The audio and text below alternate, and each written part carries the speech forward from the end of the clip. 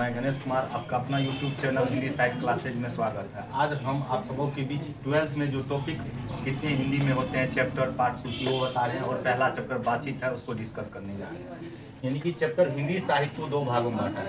पहले लिखेंगे हिंदी। हिंदी क्या है? हिंदी एक भाषा है। हिंदी क्या है? हिंदी एक भाषा है। भाषा है जो हमारी मातृभाषा, राजभाषा और राष्ट्रभाषा भी है। भी लगल है, ये नहीं कहिएगा राष्ट्रभाषा है। अब देखिए सुन लिया, भाषा किसको कहेंगे? भाषा जैसे मैं बोल रहा हूँ, आप लोग क्या कर रहे हैं? सुन रहे हैं, अपने बात को एक दूसरे के सामने क्या करते हैं? आदान प्रदान करते हैं। या आप लोग व्याकरण पढ़ेंगे, मनुष्य के भावों को एक दूसरे के सामने लिख कर या बोलकर प्रकट करते हैं, उसे क्या कहते हैं? भाषा कहते हैं। जैसे अपने लोगों का भाषा है ठेठी है, कहीं का मगही है, कहीं जैसे बिहारी में 3 बोलियाँ होता है, मगही, मैथिली, भोजपुरी भाषा है।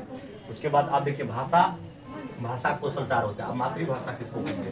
माँ के मुंह से जो भाषा सीखते हैं उसको क्या कहेंगे? मातृभाषा। राजभाषा, जैसे राष्ट्रभाषा मेरा हिंदी नहीं है, राजभाषा क्या है? राजभाषा। क्यों है? क्योंकि 14 सितंबर को, कितना? 14 सितंबर 1949 को हिंदी को राजभाषा का दर्जा मिला था। तब से हम लोग पूछेगा हिंदी दिवस कब मनाया जाता है? 14 सितंबर को। विश्व हिंदी दिवस 10 जनवरी को मनाया जाता है। अब आइए टॉपिक पर बात करते हैं। आपका जो 12th में बुक का नाम है दिगंत भाग 2, हिंदी दिगंत भाग 2। दिगंत भाग 1 11th में, दिगंत भाग 2 12th में। इसमें टोटल 13 गो चैप्टर है। टोटल कितने चैप्टर है?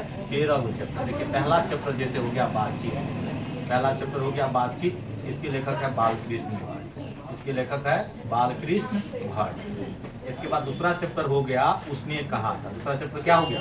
उसने कहा था। इसके लेखक है चंद्रधर शर्मा गुलेरी। चंद्रधर शर्मा गुलेरी जी। इसके बाद तीसरा चैप्टर है, पहला दूसरा तीसरा चैप्टर है संपूर्ण क्रांति। तीसरा चैप्टर क्या है? संपूर्ण क्रांति। इसके लेखक कौन है? इसके लेखक है जेपी, शॉर्ट में कहेंगे जयप्रकाश नारायण। उसके बाद है, लिख लेते हैं पूरा नाम, जयप्रकाश नारायण। जयप्रकाश नारायण। इसके बाद चौथा चैप्टर है, क्या कहते हैं? अर्धनारीश्वर, जिसके लेखक है रामधारी सिंह दिनकर। अर्धनारीश्वर जिसके लेखक है रामधारी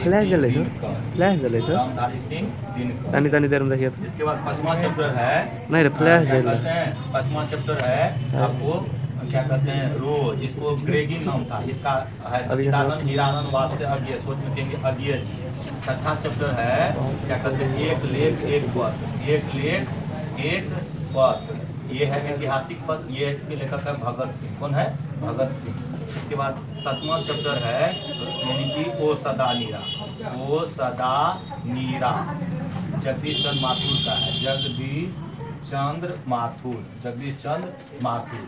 इसके बाद 8वां चैप्टर है गद, ये गद्य का है। 8वां चैप्टर है, क्या कहते हैं? सिपाही की माँ। सिपाही की माँ, ये है मोहन राकेश का। किसका है? मोहन राकेश का। 9वां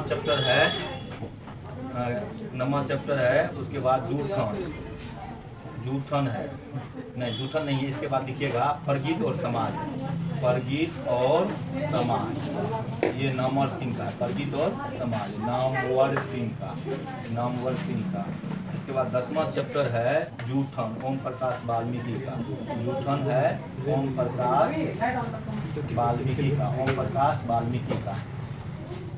इसके बाद 11वां चैप्टर है आपको, क्या कहते हैं? हंसते हुए अकेलापन।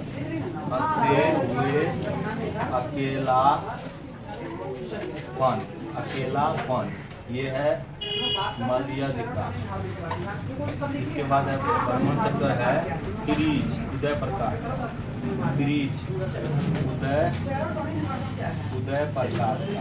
इसके बाद 13 चैप्टर है शिक्षा, जय कृष्ण मूर्ति का।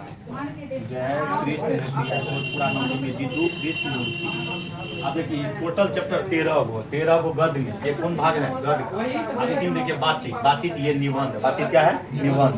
उसने कहा था क्या है, कहानी। कहानी का मतलब जिसमें पात्र या पात्रा होगा वो क्या हो जाएगा, कहानी हो जाएगा। विद्यार्थी कंफ्यूज हो जाता है, जैसे संज्ञा क्रिया संपूर्ण ग्रंथ, ये भाषण है, अर्धनारी स्वर निबंध है, रोल, ये कहानी है। क्यों कहानी है, क्योंकि इसमें पात्र पात्रा है। जिस तरह इसमें आप पढ़ाएंगे लहना सिंह है, सूबेदार है, सूबेदारनी है, गोदा सिंह है, इसमें भी मालती है, तिथि है, अज्ञय जी है, जिसमें कहानी पात्र पात्रा रहेगा वो क्या हो जाएगा, कहानी हो जाएगा। ये सब टोटल किस भाग का है, गद्य भाग का। कौन भाग का है, गद्य भाग का। पूछेगा हिंदी साहित्य में कितने भाग, गद्य भाग में से 16 विधाएं होती है। विधाएं में तो समझता है ना, विधाएं मतलब क्या हुआ, कला। विधा मतलब कला। अब यहाँ समझिए, जैसे पहला चैप्टर है बातचीत। पहला चैप्टर क्या है, बातचीत। पहला चैप्टर क्या है, बातचीत।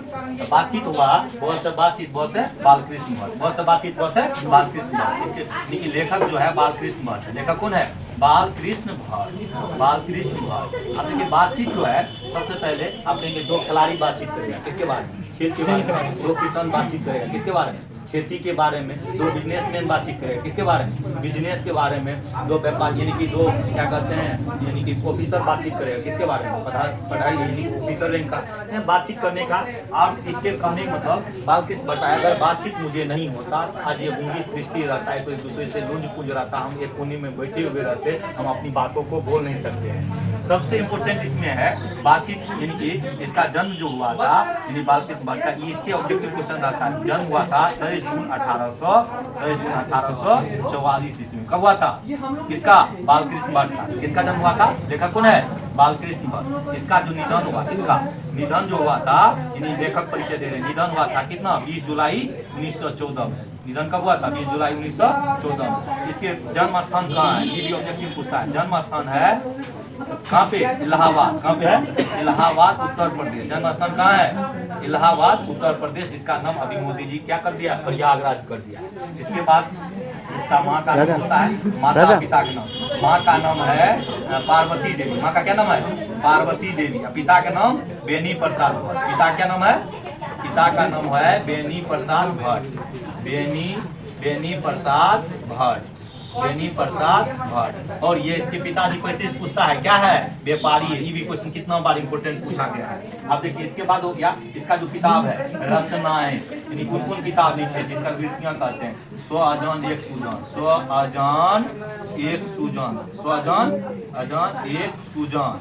इसके बाद है हमारी घड़ी, हमारी घड़ी, हमारी घड़ी, हमारी घड़ी। रेल का विकट खेल, रेल का विकट खेल। इसके बाद है क्या कहते हैं, दंपति स्वयंवर, दंपति स्वयंवर। और एक और इम्पोर्टेंट है संगीता स्वयंवर। संगीता स्वयंवर जो लिखे हैं ये बालकृष्ण भट्ट ने लिखे हैं। ये संगीता स्वयंवर जो है लिखे हैं, ये श्री लाला निवास दास लिखे। कौन लिखे हैं, लाला श्री निवास दास। इसका सबसे इम्पोर्टेंट किताब है परीक्षा गुरु। अब देखिए इसमें बाल विवाह, बाल विवाह, इसके बाद नारी शिक्षा,